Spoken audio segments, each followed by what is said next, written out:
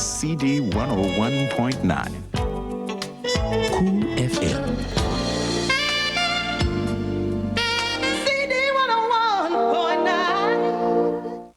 How to turn a lot of annoying monthly bills into a single annoying monthly bill. Call 1-800-272-LOAN and ask about our low-interest loans.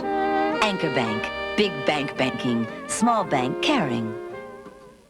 With our low rates, you'll be glad to know we have plenty of money standing by. Call 1-800-272-LOAN and find out which of our low-interest loans is right for you. Anchor Bank, big bank banking, small bank caring.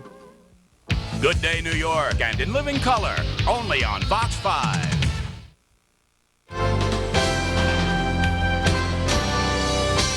Good morning once again. Welcome to the second hour of Good Day, New York. Our top stories: another Allied attack on Iraq this morning. American and British and French planes fired at anti-aircraft missiles along the southern no-fly zone. Hours before that, an American F-16 shot down an Iraqi MiG in the northern no-fly zone. Excuse me. Meanwhile, the inauguration festivities are well underway in Washington. And here in New York, an argument on a subway train led to the fatal shooting of a Brooklyn man. And of course, today is the day we honor Dr. Martin Luther King. Government offices, including the post office, are closed. The stock exchanges are open, but banks are closed. And commuter lines are on normal weekday schedules. In sports, it'll be the Bills and the Cowboys in Super Bowl 27. On the ice, the Islanders beat Ottawa. In college basketball, Virginia knocked off Duke. And Julie's off this week. It's 29 degrees, clear right now. Should be mostly sunny with a high just about where it is right now for the rest of the day. Now, let's see what's ahead in this second hour, beginning with Dick Oliver. Dick Oliver reporting an 80-year-old woman is bludgeoned to death at a Bronx church. We'll have more on the story coming up on Good Day, New York. And good morning. I'll talk with distinguished actress Joan Plowright from the film Enchanted April, in which she has just received a nomination, a Golden Globe nomination, for her performance as the Best Supporting Actress. Good Day, New York. And Larry Hoff live from Deer Park, Long Island. Shave a little more off the nose, he wouldn't be too bad looking. Well, it looks like a snow cone to most of you out there. It's going to be art to us this morning. We are ice sculpting here, live on Good Day, New York.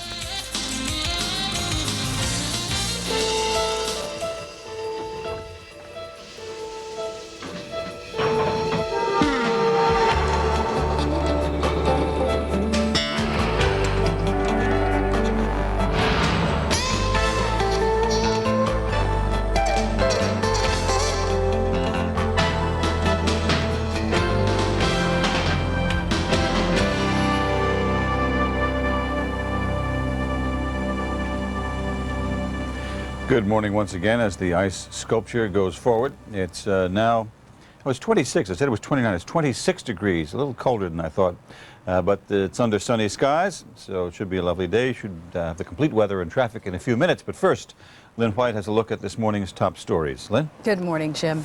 And good morning, everyone. There was another round of attacks on Iraq this morning. About 75 U.S., French, and British warplanes bombed anti-aircraft missile batteries along the southern no-fly zone in Iraq. American planes fired on Iraqi air defense systems in the northern no-fly zone as well. The Pentagon says the missile batteries were still a threat to Allied planes. On Sunday, the sky over Baghdad was filled with anti-aircraft fire, but the Iraqis were shooting at planes that weren't there. They were actually cruise missiles raining down near Baghdad. They were fired from Navy ships in the Gulf. The missiles destroyed an engineering plant that the Bush administration says was a nuclear weapons factory. Iraq denies that.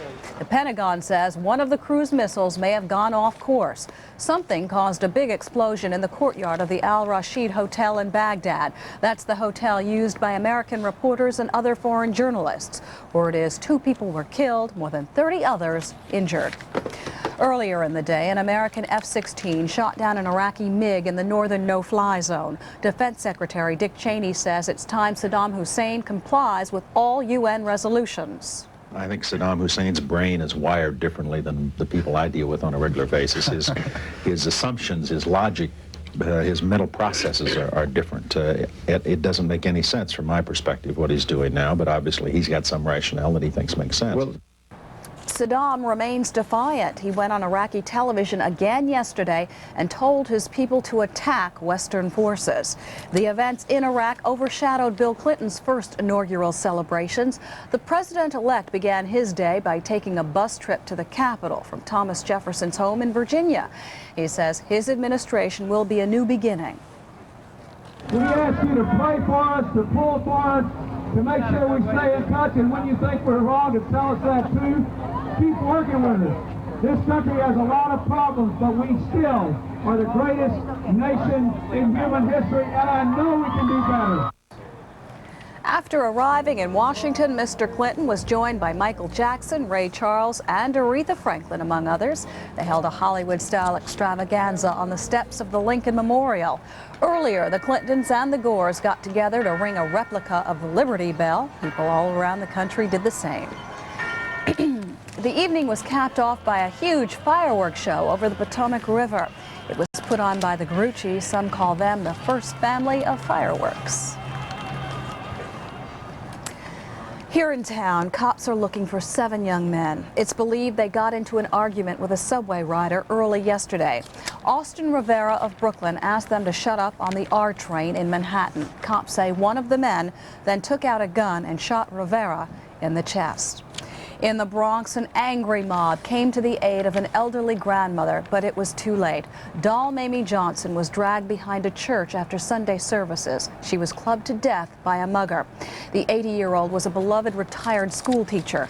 Cops say the mob held the alleged mugger until his arrest.